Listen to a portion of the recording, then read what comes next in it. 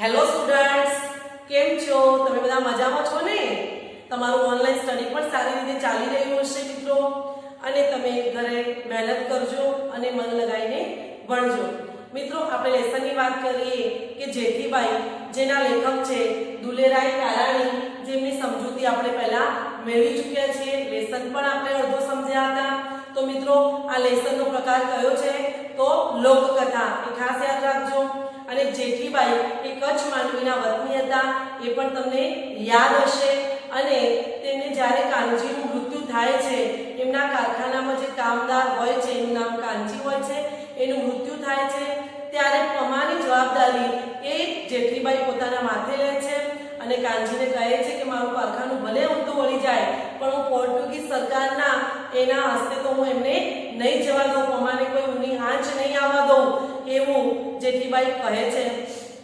જ્યારે કાનજીનું મૃત્યુ થાય છે ત્યારે જેઠીબાઈ એ જાહેર કરતા નથી અને પહેલા પમાને પોતાની જ જ્યાં ફેક્ટરી કારખાનું જે બી હતું એમાં નોકરી કરતા એક કામદારની પુત્રી જોડે એના પહેલે લગ્ન કરાવી દે છે અને પછી કાનજીને મૃત જાહેર કરે છે.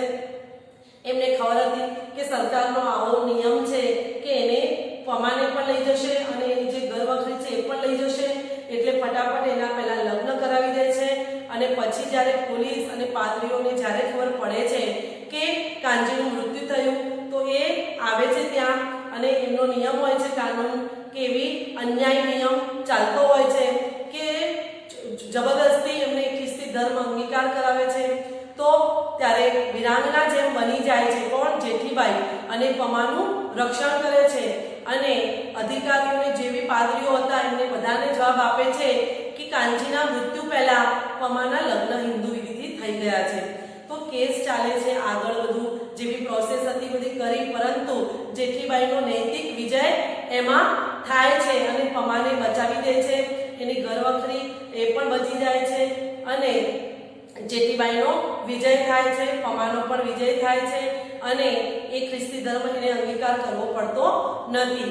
પરંતુ જેઠીબાઈના મનમાં એ ખૂંચતું હતું કે આવો કેમ આવો અન્યાય કરી રહી છે આ સરકાર, આ એકદમ ખોટું છે, આવું ના કરવું જોઈએ. એના મનમાં હતું કે ચલો મેં પમાને તો બચાવ્યો, પણ આવા કેટલાય લોકો આવા અમલમાં આવી જાય છે અને સરકારમાં એમનું સામાન જે માલ મિલકત હોય છે એ સરકાર બધું જપ્ત કરી લે છે, તો આ તો ખોટું છે એવું જેઠીબાઈને લાગે છે.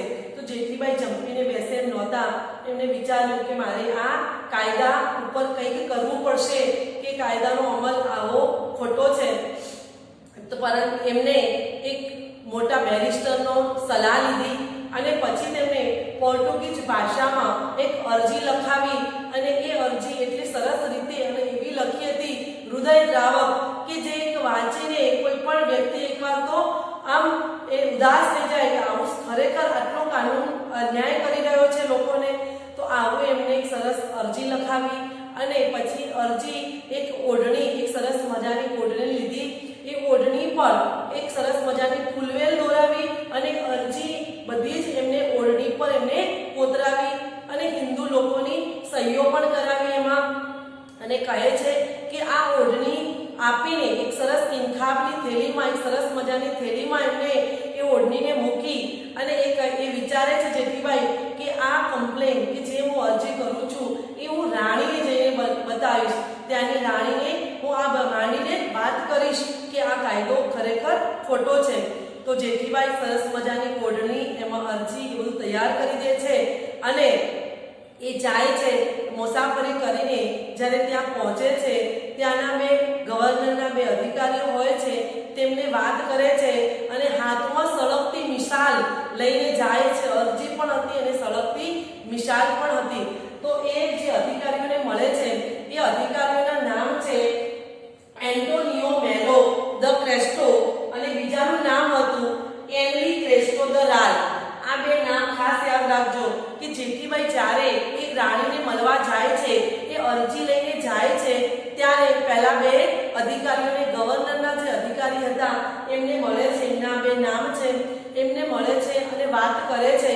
તો એ લોકો પણ એમનો સાથ આપે છે જેઠીબાઈને અને રાણીને મારે મળવું છે એવું જેઠીબાઈ કહે છે. ત્યારે રાણીને મળવા માટેની એમની મુલાકાત એ ગોઠવી આપે છે, એ બંને જણા એમને સાથ આપે છે અને એ રાણી જોડે જાય છે. રાણી જ્યારે એ અરજી વાંચે છે, ઓઢણી જોઈને એકદમ વિચારમાં પડી જાય છે કે આટલું સરસ કાર્ય કરનાર આ જેઠીબાઈ, જે મતલબ સામાન્ય વ્યક્તિ હતા, જે અભણ હતા, એ આવું સરસ કાર્ય કરી શકે. અને એ અરજી વાંચીને એ પણ રડી પડ્યા હતા, રાણી પણ. અને રાણીનું નામ શું હતું? રાણી ડોન લ્યુઝા. એ ત્યાંની જે રાણી હતી એને પણ એ અરજી સ્વીકારી અને જેઠીબાઈની હિંમત અને એમની દાદ એને આપી.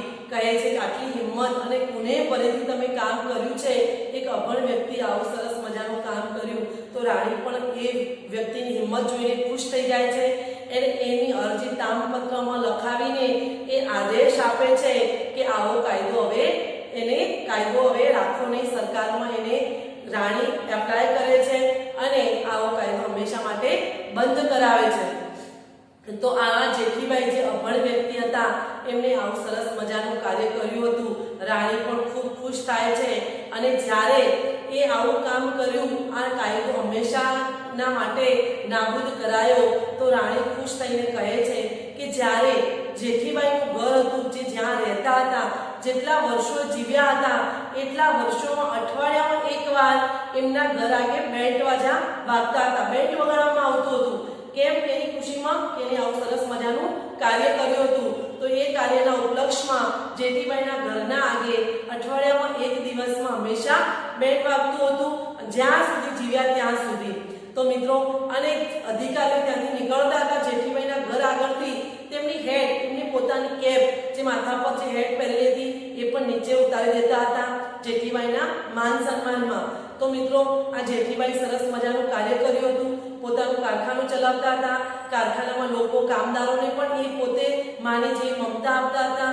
કાનજીને પણ એમને પોતાના કાનજીના દીકરા પમાની જવાબદારી લે છે.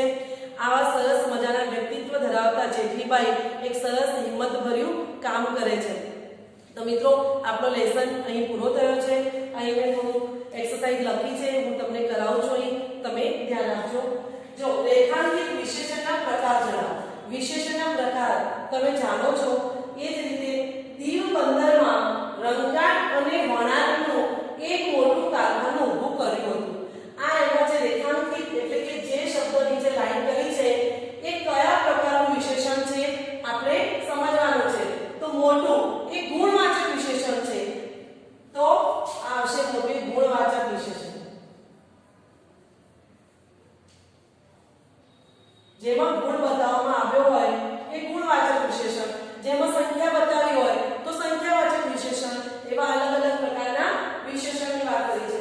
તો 17મા સૈકાની અધ વચ્ચેનો એ સમય હતો. પહેલું, બીજું, ત્રીજું આપણે એમ કહીએ છીએ ને, એ જ રીતે ક્રમિક. તો આ ક્રમિક સંખ્યાવાચક વિશેષણ છે.